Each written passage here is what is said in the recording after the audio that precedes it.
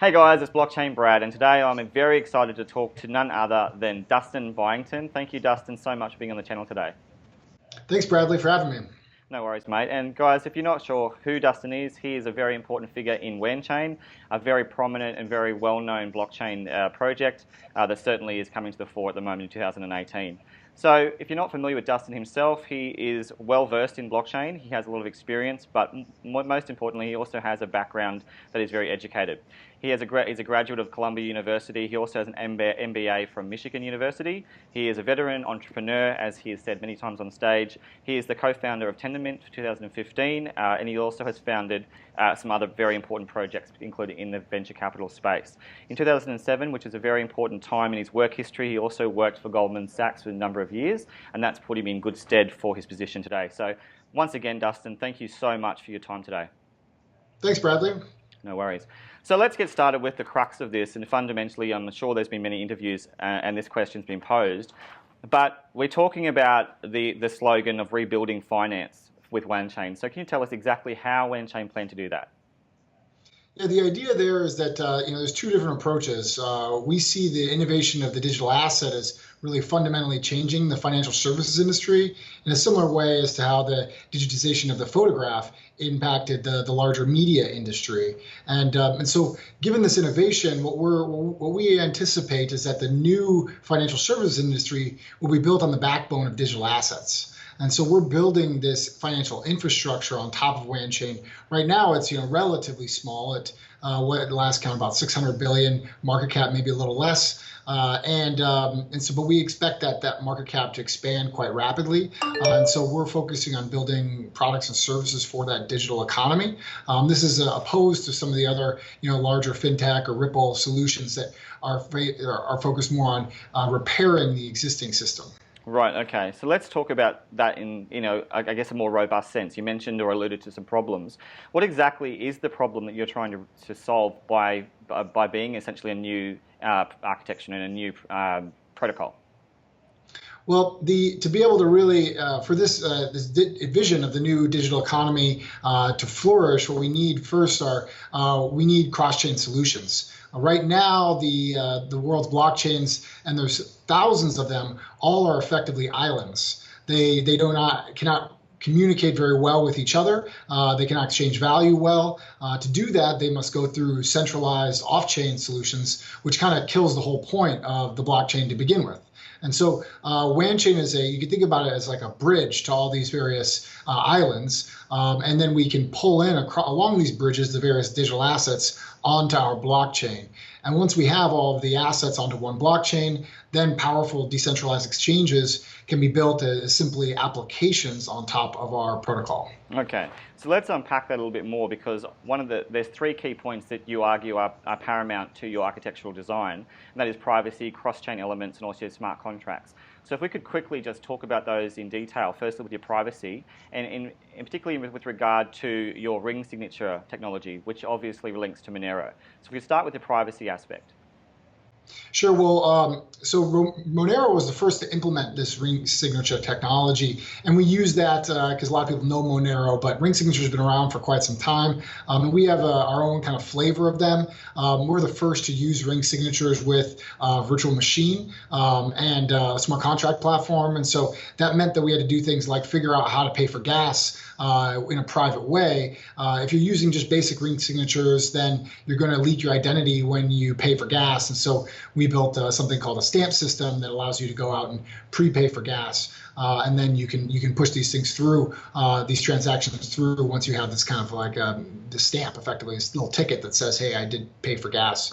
And so we've launched that's live. We pushed that out last month. The mainnet, so it's the first smart contract platform with privacy protection, and so we're pretty excited about that.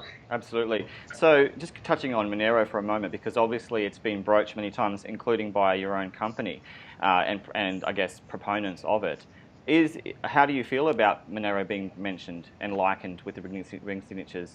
component? Oh, it's great. I do it myself. I mean, on our slides, I list Monero. I think they're fantastic. I look forward to finding ways of collaborating with them and Zuku, Zcash, and so forth. I think the privacy chains will need to work together, and I'm definitely supportive. I just heard that Decred is, which is another project I follow and like a lot. They've got a presence here in Austin, and are also part of the Austin Blockchain Collective, which we just announced.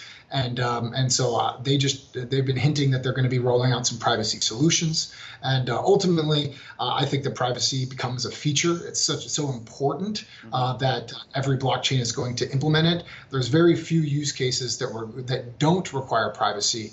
The only time you really want to have like total transparent and opaque transactions are when you're doing things like government or charitable applications. Almost all other applications want at least some degree of privacy. Right. Well, if we could talk about now one of the key elements, and that's your cross-chain interoperability. It's a huge slogan that's often sold throughout the world as one of the core assets that you have. Just why is cross-chain technology so important, and why is it so integral to your system? I mean, if you think about just an island that's got no bridges on it, right? No matter how big and large that island is, it's sort of limited in its how much its economic activity can flourish by the resources that it has. But when you start, whether it's an airport or a bridge, or somehow you connect that to this larger globe or galaxy or universe, it becomes much more powerful. And right now we're still in this island state, or another analogy is like the days of the intranet, right, before that global internet was created. And so connectivity, especially in this age of networks, it's very important to think in terms of connectivity. Nodes that are highly connected are very powerful and create lots of utility. And right now we're limited in the connectivity and the number of connections each of these blockchains can have. Because of the lack of cross-chain technology. Right. Well, if we can pull it back now to your consensus algorithm, obviously your proof of stake, premised on the original design of Ethereum, my understanding. So if we could talk about that in the context of emerging and certainly emergent other competing algorithms as well. We've got things like the BBFTs. We've got other ones emerging now. Are you concerned at all that you are a POS model, or do you think that's the most appropriate one to be? Well, we're not a network that's focused on scaling. There are lots of everybody has their niche, and we're all building layers in the stack. Right. We've got 40 engineers in our Beijing office many of them are PhDs from Peking University, and which is a very university in China that's held in very high regard. And they're all heads down focused on this, the cross-chain and the privacy. We don't want to rebuild the wheel. Anything we have to. That's why we ported the VM and all of the Ethereum's blockchain over, and we're standing on their shoulders. We'll also stand on the shoulders of others who create scaling solutions. We hope that it's Ethereum that is able to, KYBER and Plasma are able to unfold as we anticipate they will. We have a lot of confidence in that team. But we will, we will utilize whatever scaling solutions that allow us to achieve the best results for our blockchain. Scaling is they're really commodities. If you think about, back when I was a co-founder of Tendermint, we were selling these scaling solutions. We're trying to sell these scaling solutions in the banks, and no one wants to buy these things because it's just technology. It's just a piece of software that lives on GitHub, and so there's lots of different architectures that are coming out, and we have research teams that are evaluating them and looking at them, and we will be implementing the right solutions that we pick after we roll out our cross-chain and our 2.0. Currently, but we do currently scale better than Ethereum because we have there's less traffic on our network. The nodes are slightly permissioned, and so we can make sure that they all have they're real beefy and have a bunch of CPU cores and things like that, and they have dedicated lines between them. Mm-hmm. So we can outperform Ethereum today.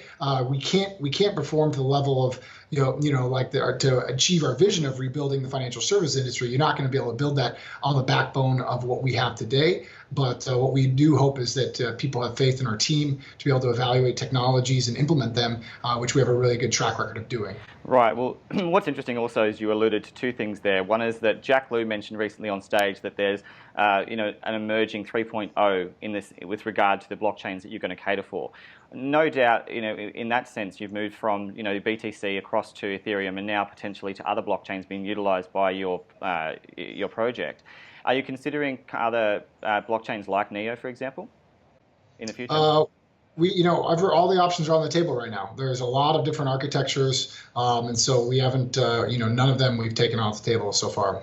Well, I asked only because that's quite a significant blockchain currently in comparison to Ethereum. It's arguably the second most prominent one in the space. So it's certainly, interesting to know whether or not you've had conversations with that blockchain. We have not. No, we don't have an open line of discussion with the Neo team. Right. On the other note, you mentioned about permissions. With that regard, could you tell us a bit more about, when people make these comparisons with Ripple, for example, obviously there are very serious concerns with a permission blockchain, and obviously you're open source. So what do you say to that? Well, it's important to think more deeply about permission and permissionless. You can have permissioned at the very different stacks. So at the application level, we are completely 100% permissionless, censorship resistant. We will never censor any applications built on top of Wanchain. It's as open as can be. But at the validation level, with the miners, in the early days of a blockchain network, this is actually very common now. Most of the blockchains that are their own, most of the projects that are their own blockchain start with some kind of slightly permissioned validator set. And that's because when they're young, they're easy to attack. And so you want to create, you optimize for security. So you make sure that they're as secure as possible. And then over time, you make them the validation of transactions more and more decentralized as they grow and more, open and Byzantine. It's very common within the industry now. And it's just, it's the roadmap we're following. And again, we hope that Ethereum really comes through in the next 6 to 12 months with some of their proof of stake, that the implementation they've been working on, and we can implement that rapidly. Right, and do you have a backup plan if things don't go to plan? Obviously with KYBER, they've implemented Plasma as well. Have you got a backup plan if that doesn't go to plan for Ethereum? Yeah, we do. There's multiple backup plans. That's part of what our research team is working on, is looking at all the various options. We know that we need to scale in order to achieve our vision, and that's actually that's not actually what keeps us up at night, because there's so many teams working on this issue of scale. Again, this is really just becomes a commodity. It's just like where we have the open source, the whole Ethereum stack. There's going to be a whole menu of consensus algorithms to choose from that you can just pull in and implement. And there's dozen, 2 dozen, 3 dozen teams that are working on different approaches to this. Sure. And so it's not something we're overly concerned about, but we are dedicating resources towards. Right. Well, if we could talk about that team for a moment as well. Obviously, you have 2 key groups here. You have an advisory group that's very strong, and I'll mention 2 of those particularly, but also you have on your website 36 people listed alone, and I imagine that's even bigger. So firstly, with your advisory group, Dustin, you've got Feng Han listed there, a very important co-founder of Elastis, and you also have David Johnson as well from the chair. He's the chair of the board for Factum. So how important are these kinds of people? You have 9 others listed as your advisory group. How integral are they from your experience since you emerged as an important blockchain project? Oh yeah, and there's a bunch more that aren't even on there that we're kind of sending agreements to, and we're going to get our website updated shortly. Right. Advisors are huge. I mean, this new industry is one that's built upon these kind of crazy network effects. So you have advisors and these advisors become a really instrumental tool into amplifying those network effects. I was at a conference with David Johnston just in Dallas was it last weekend before last? Yeah, and he came over and made an introduction to somebody has a really interesting application. It's a great use case for Wanchain. And so these advisors have a very clear incentive to help support the network and to make introductions and help create value for it. We saw this play out with Ethereum in the early days about how rapidly, if you kind of get all these incentives aligned, how rapidly these networks can expand. And so we rely on advisors quite heavily to help us to build on our network, to create introductions like that, to help us market, to give us advice. And because there's a lot in this new environment, there's a whole set of people that can help create value, but don't want to be locked into having a full-time job. Sure. And so the advisors are a great way of doing that. Absolutely. And what about your team? Obviously, there's a lot of engineering experience there. You mentioned Beijing. I also understand that Texas was a key region as well. How is it going, your team, in terms of evolving, and how global is it becoming?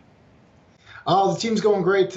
We just made a new hire and had a director of BD for UK, so we're expanding there. Our VP of product in BD is currently Rajesh is currently in India and is getting some great progress there. We're heading out to San Francisco next week. So we really are taking a global approach to this. This is a borderless technology, and I'm building a borderless business unit that's going to sit on top of it. Right. Well, recently, just to further that, I suppose, in terms of the current present time, 2018, Jack Lew recently on a stage mentioned the concept of the new economy and new finance. So I was just wondering, could you just elaborate a bit more on that? I mean, there are graphics to support it, but why is this idea of a new economy so important?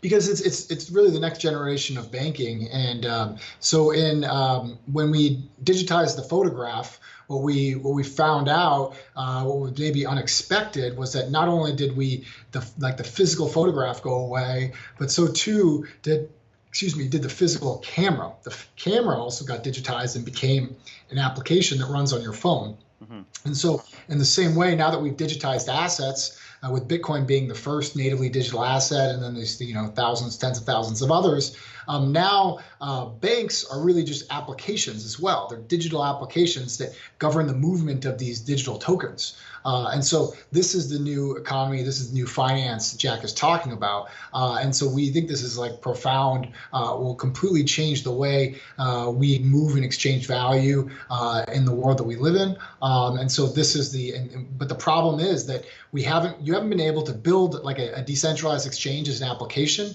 because you can only build applications that sit on one blockchain and like sit on an island. And so it's like there's no way you can build one on Ethereum like Ether Delta, right? That's kind of like a first generation of it's an application. It acts as an exchange, but it's not really that useful because it's limited to the sort of galaxy of ERC20 tokens. Whereas if you built something like that, whereas the KYBER Wanchain decentralized exchange that we announced a couple days ago that we're building on Wanchain really opens the opportunity up to all the protocol tokens. Right. So if you think about Wanchain, you can think about like a private version of Ethereum with all the protocol tokens that then you can build applications on top of it that govern their movements. And those applications we think are the future banks of the world. Right. So essentially, if you wanted to put it in a nutshell, would it be fair to say that your project is about trying to be a decentralized bank, essentially for the blockchain domain? We think about us like Wall Street. We're the soil, we're the infrastructure, and in our soil we have all the tokens, and then you can build the banks on top of us. And so that's why we say it's financial infrastructure. Mm-hmm. The protocol isn't a bank. It's just the right protocol for banks to build on top of. If you just have, Bitcoin, it's really challenging to build banking applications because the only asset you have are Bitcoins. It'd be like, having a bank that only can deal with USD versus having like a global bank that can move any kind of currency. Right. Well, if we could talk about it in the context of two things. Firstly, you mentioned KYBER. How important is that relationship and that partnership you recently announced? And then we could move across to perhaps some competitors. As you know, that the next project has recently announced that they're going to become an emergent decentralized system in which essentially provisions for banking are going to be enabled through their design.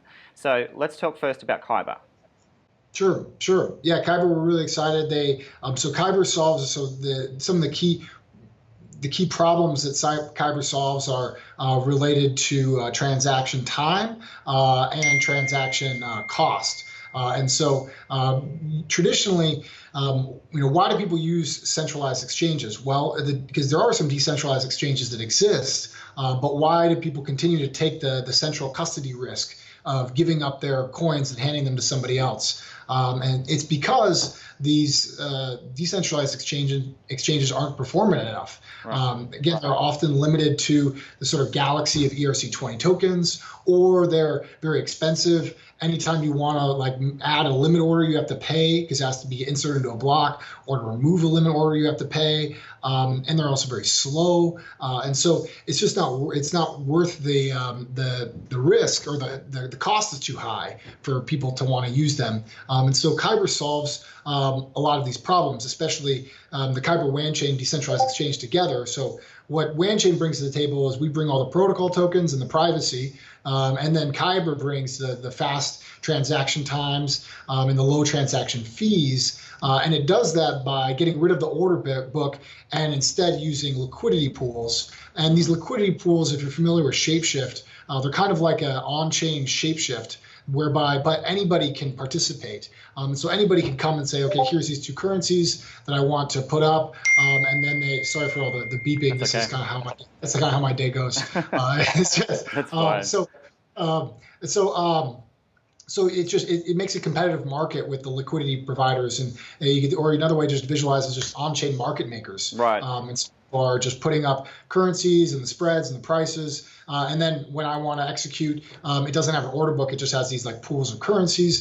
And then boom, it'll tell me before I even execute, how much it's going to cost. And then it executes atomically. And so, which is very different than a lot of the off-chain relay stuff, options that are out there. So collectively, we think we have a blue ocean here. We have a really great opportunity. If you look at my Twitter, I've been talking a bit about blue oceans lately. We have a situation where you have where you increase the value and decrease the cost at the same time. And so you could have the potential for mass movements of people over to the solution, because like Elon Musk, when he's talking about his solar roofs, he's like, these solar roofs are better and they're cheaper, so why wouldn't anybody want to use it? With the KYBER Wanchain decentralized exchange, our aspiration is to create a solution that's objectively better than the current centralized or decentralized exchange solution. So why wouldn't anybody want to use this thing? Absolutely. Well, in that respect, obviously KYBER is an on-chain solution, as I understand, as you mentioned. Have you looked at some of these competitors, as I mentioned? Obviously, Nex is looking at they have their own matching system, their own matching engine rather, that's a very robust off-chain design, and certainly is not necessarily a competitor to KYBER in its own right. But are you aware of some of the technologies such as that are going to be very powerful in this space? Yeah, I mean, there's a lot of them. So we have a lot of research, a lot of horsepower in terms of our research abilities. So we've been looking at a lot of these. The KYBER is the one that we found to be most elegant and most in line with our vision of keeping as much of the stuff on-chain as possible. On-chain, there are workarounds with off-chain, but especially in these early days, we think, hey, let's just keep as much of these things on-chain as we can, where they're really highly auditable, really highly trusted. I think it almost, to me, that feels like the next step, the next evolution. And then in the future, once we really sort of master the chain, then it's okay, now let's start thinking about how we can do more of these things off-chain. But currently, that's our near-term vision is to try to keep as much stuff on-chain as possible, where it's, again, highly trusted, highly auditable, highly secure.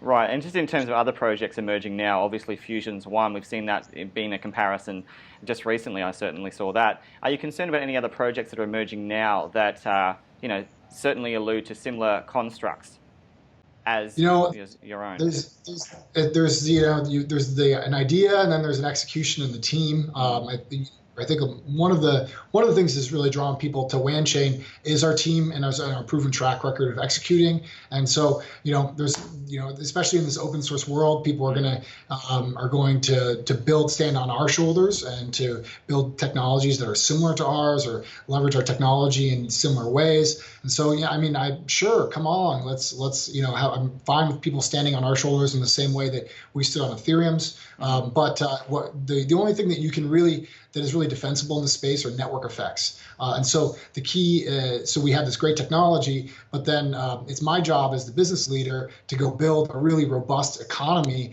that is an ecosystem that's building on top of Wanchain, because you can't just cut and copy that. Right. You can't just in all the resources that are there. And so we're thinking very deeply about how to scale this ecosystem, both with financing it and providing like different resources to these applications, and to be able to vet the applications and find the right ones. And and a lot of that won't happen from the foundation. A lot of that will be happening from our like for-profit company or these different ecosystem funds that we're setting up.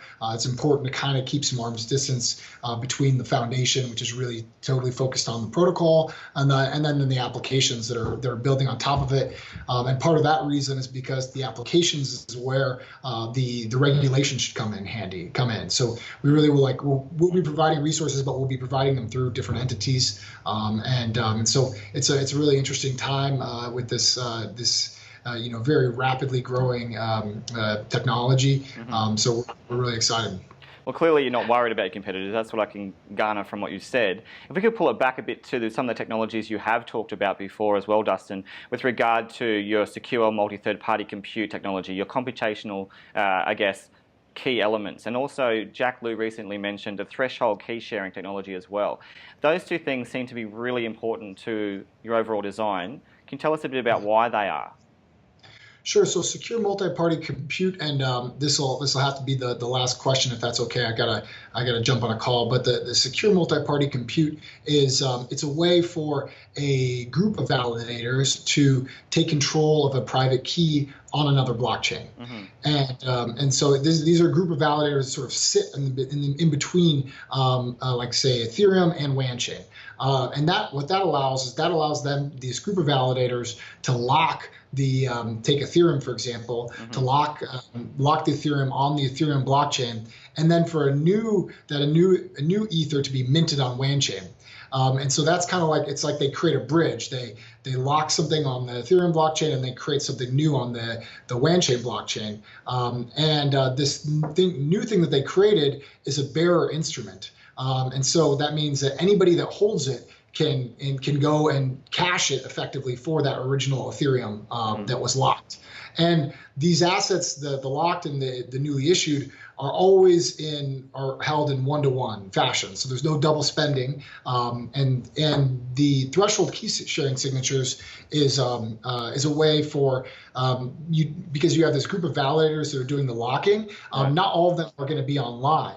Some of them might be offline for whatever reason. And so what we do is we say, okay, some X percentage of them need to be online to be able to create the signature and lock or unlock those funds. Right. And so the secure multi-party compute has been around for a while. No one's ever quite used it in this capacity. And the nice thing about it is that it scales very well. To be able to have this node, these group of validators that are sitting on these other blockchains, it does not require that the blockchains update their software in any way. So there's no need for a hard fork or a soft fork.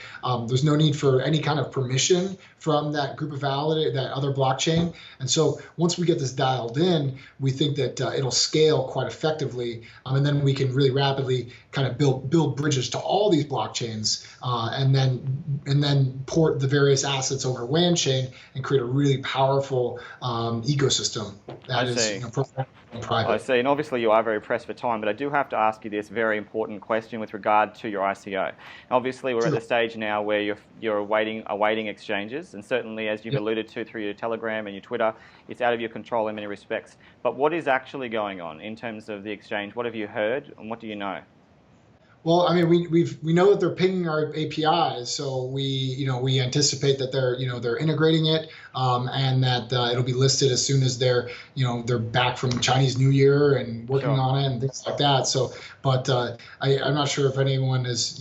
I think a lot of people have some misunderstandings about how the process works, and it's not like we're sitting on our hands and have control of the time or which exchange it gets listed on and things like that, particularly given the recent announcements from the SEC about how they're viewing projects and their involvement in the listing on on exchanges and providing the secondary markets. They're using that specifically, if you look up like the Wanchain, I think the one more, as ways of saying, hey, that's a security. Yes. So those people that are really see the long-term vision that we're going after and our long-term participants should be very happy with Yes. our diligence into protecting that security status of our Wanchain. We for sure are in this for the long term. So I know it's painful for everybody a little bit, but we appreciate everyone's patience and understanding. Right, and Dustin, on that note, are you actually going to register as a security? Is that the plan, or are you going to go as a utility? No. The security is very, very bad for any platform. That means that any of the rails or any of the exchanges that this token move across need to be regulated. And so we're making the case that we're more like TCP/IP, and that this is just the plumbing, and none of the regulation should happen at the low level at the protocol layer. That all the regulation should happen at the application layer. And so, the security designation for us would be very, very bad, Right. which is why we will have security tokens that run on top of Wanchain eventually. But for the Wanchain itself, it's extremely important that is not a security token. I see. The reason why I ask is because certainly Next, as I've broached before, they are actually going down the track of registering as a security token, one of the first, in fact, to do so. But obviously, you are very pressed for time. Thank you so much for your time today. I do appreciate that. But I did want to ask you one very important thing with regard to your interoperability alliance. Recently, I did speak with Min Kim about that very directly, and he made it very clear, which surprised me and no doubt many of the audience, that at that time when you did announce the alliance, that it was only informal. Is that still the case? That alliance with Aon and Icon is only informal?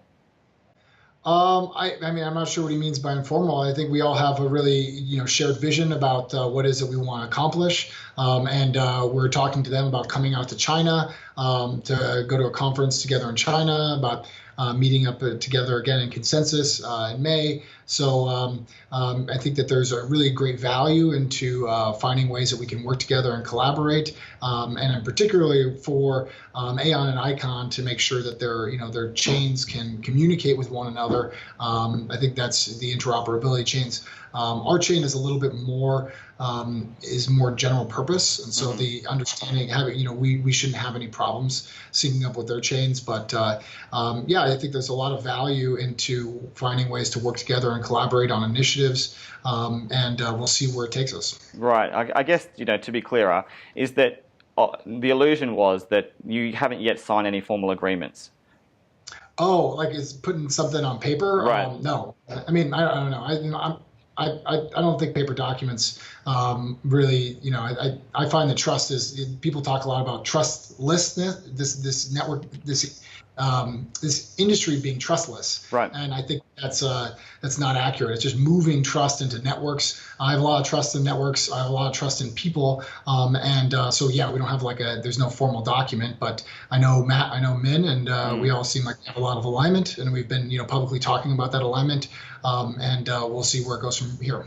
Sure, and it certainly fits with what Kim said as well. Well, obviously, you're very pressed for time. Thank you so much for your time today, Dustin. On behalf of all the people who want to know more about it, we've learned a little bit more, which is key. Hopefully in the future, when you do go onto exchanges, things emerge and become clearer about just what unfolds. But for now, you are arguably one of the most hyped projects. Whether or not that's a good thing or not, I'm not sure, but certainly it's exciting from your position. And I do truly wish you well in the future for your endeavour, your team, and the success of your project. Likewise, Bradley, and I really appreciate your diligence and look forward to staying connected. And if there's anything else I can do for you or your fan base or community, please let me know. I will do. Thanks, mate. Thanks for your time.